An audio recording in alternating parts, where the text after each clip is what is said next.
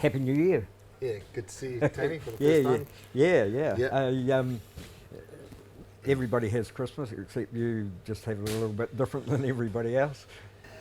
Yeah, that what typically happens, like if people are going to take fights in like early February, like they have, like Tyson, Shane, and then Volk also, and then all the guys in Eternal. Then what do? Not like have a 2 week holiday or something? No, that's like it's not how the sport works. So you just have to make some sacrifices, and it's not a big thing for us to make those sacrifices. This is what we want to do. This is what we love doing. So yeah, just sometimes feel sorry for the families and that because they can't go away, but they understand and they're wanting to work around it. So quiet Christmas in Auckland, but it's not too bad in Auckland because all of us Aucklanders like to leave and invade other people's privacy. So Yeah, the roads are a lot quieter. yeah. Tell us just how is the camp going? Are you happy with the? no, yeah, fantastic so far. Tyson's looking good and has adapted well back into the gym. Shane's on fire and highly motivated, which is good. And John, Kevin, and Taylor are also those are three guys that are never short of motivation, so they're training really hard. And then Janae's coming along really nicely as well. So Janae, it's not about reinventing the wheel in such a short amount of time. It's just about adding a couple of subtle things to what she already has here, and then when we have more time in between this fight and the next one, we can start to add more strings to her bow. Yeah. That was one of the questions I was going to ask you because everybody in the fight game knows it's hard to get rid of a bad habit, and it must also be when fighters come to a new surroundings. How long do you reckon it takes, before they really get the gist of the whole gym and everything like that? A year. A year? A year before you start to feel comfortable. But I'm of the belief that to get to the point of mastery with certain things to do with the sport and martial arts, it takes years. It takes years. And that's like an old martial arts virtue, right? Normally you have to dedicate years and years and to discipline to get your black belt and all of that. But yeah, I just follow that belief just because that's what I've seen. I've seen that I've seen how development works over years, and I've seen things click that have, the origins of, or the beginnings of those things clicking were like 5 years before that, sometimes like decade before that, before they really click. And then there's other things along that path that come a lot sooner and a lot quicker, and there's other things that just take longer development. But so there's just, you can't get around that. You can't get around just time in the gym, time on the mat, and that's just one of the rules of life, isn't it? To really become a master of something, that's just what it takes. It sounds like a long time, but when you think, your career, what it can lead to, yeah, not really. It's not. I mean, I don't know what the average life expectancy is nowadays, but 70 or 80 years. If you can, if you can get to a level of mastery of something in 10, what is that really? Yeah, exactly. When you look at it like that. Yeah. On the local scene, going to be a busy year for city kickboxing. Yeah. King of the Ring is a big one, and I'm not going to steal Jason and Anna's thunder, but the first King of the Ring coming up in March is going to be a big one for the gym.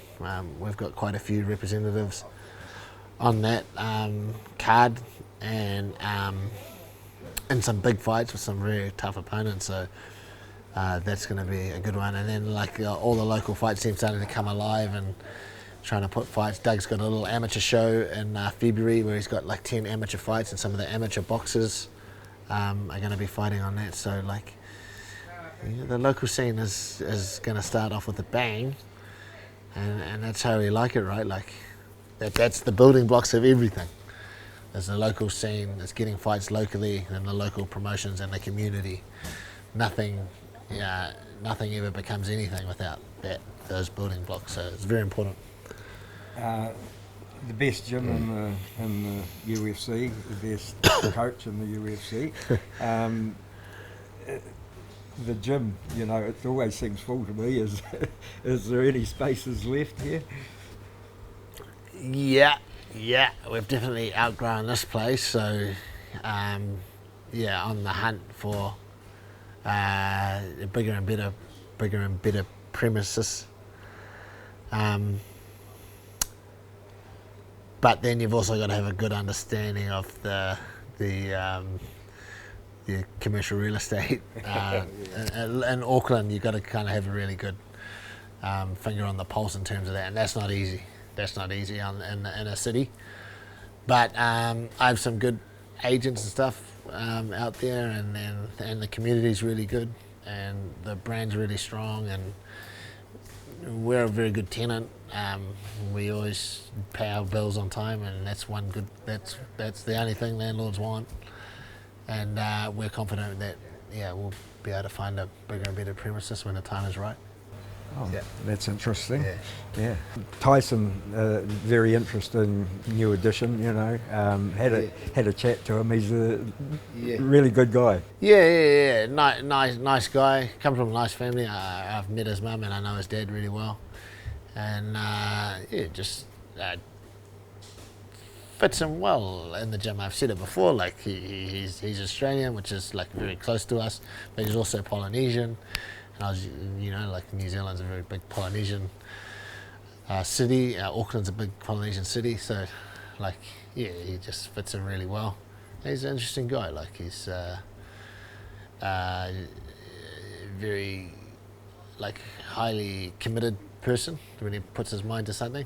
He's very focused on training, and he has the ability that all these high-level athletes do to just have that kind of tunnel vision towards one goal, which is what you need. And he's very good at that. And he's had some adversity to deal with in his career, so it's sharpened that focus a lot. Because when you go through a bit of adversity, you start to understand what's important and what's not important, and you start to go like this. Not important, and it sharpens your focus towards your goal. And everybody in the UFC, always our goal is to be the champion, and if that's not your goal, then why are you there? So that's where his goal needs to be, that's where his goal is, and then just the stepping stones to get there. So he's a pleasure to have part of the team. I talked to him before and asked him, he had two first round knockouts in his comeback, and I just asked him if you had sort of tried to say don't be in a hurry or just take things quietly. He said that he goes out there to fight 3 rounds, but it just doesn't happen. Is he just a really powerful guy? I think the irony of the whole thing is, I think maybe Tyson used to go out there and look to be a little bit overly aggressive and look to hurt the other guy and maybe get a knockout himself, and then sometimes he ended up on the receiving end of that. And the irony is that I've asked him not to do that and to just go through the strategy and don't look for anything like that. That'll happen organically, that'll happen naturally. And the irony is that he's not, when he's not even looking for that, he's stopped both his opponents. And that's how the sport works, in my opinion, just through my observations over the many years, and actually even looking back at the history of the sport. One of the worst things you can do is go out there and with all the intent and looking to hurt someone and looking to knock someone out. Quite often more often the case is you never actually eventually find that knockout. But when you let it come naturally and organically, and you're not so focused on it, that's when it happens. And I've seen that play out more than the flip side of that, where you go out and look for it. And that's just, I mean, that's statistically, that's just how it is. So, and that's worked with him.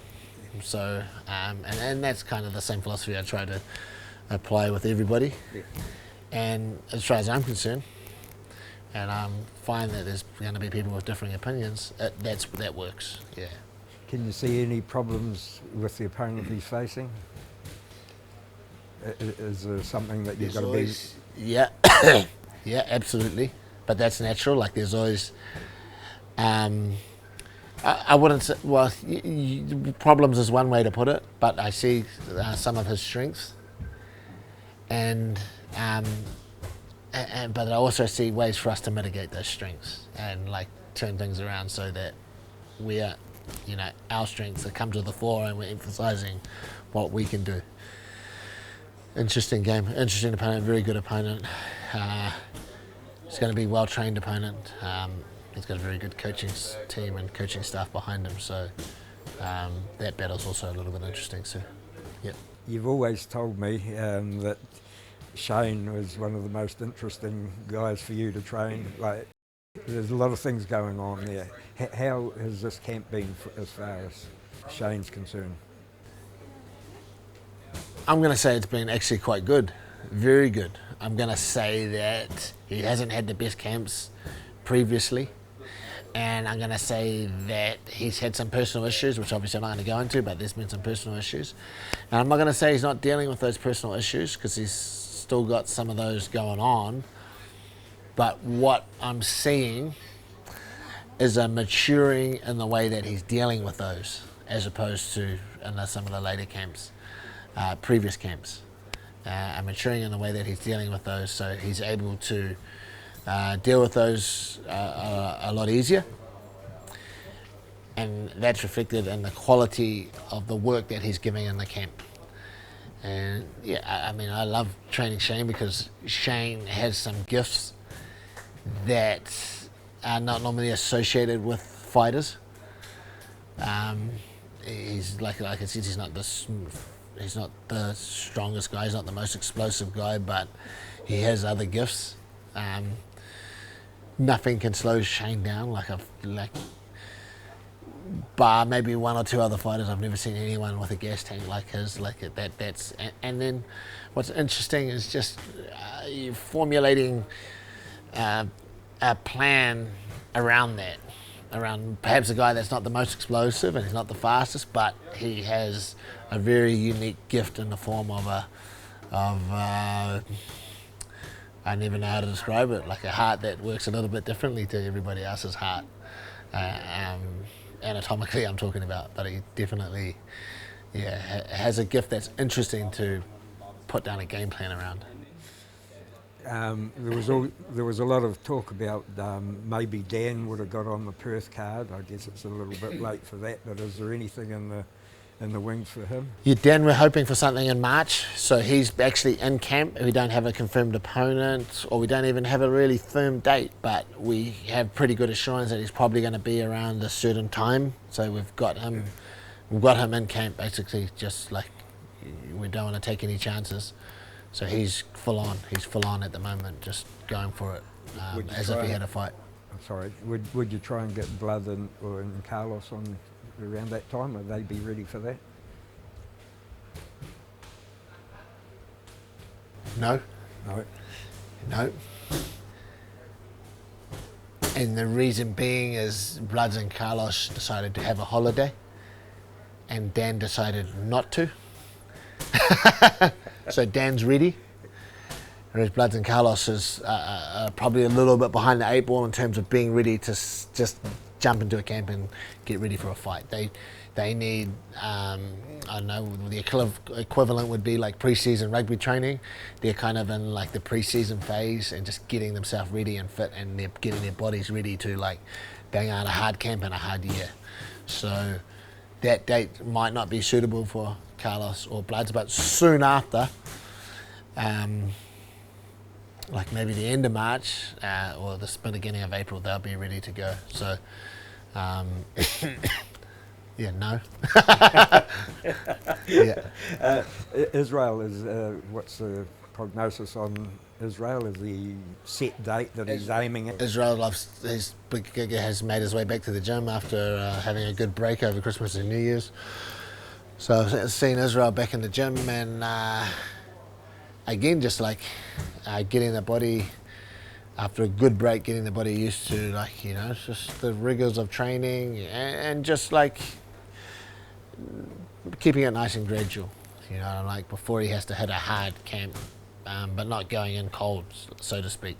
So just warming up the body, getting the body used to some of the rigors of training. That's the kind of phase that he's in.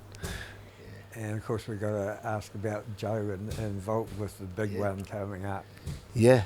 No, on all reports, talking to Joe and Frank, and then I had a little conversation with Volk yesterday or the day before. Everything's going excellent.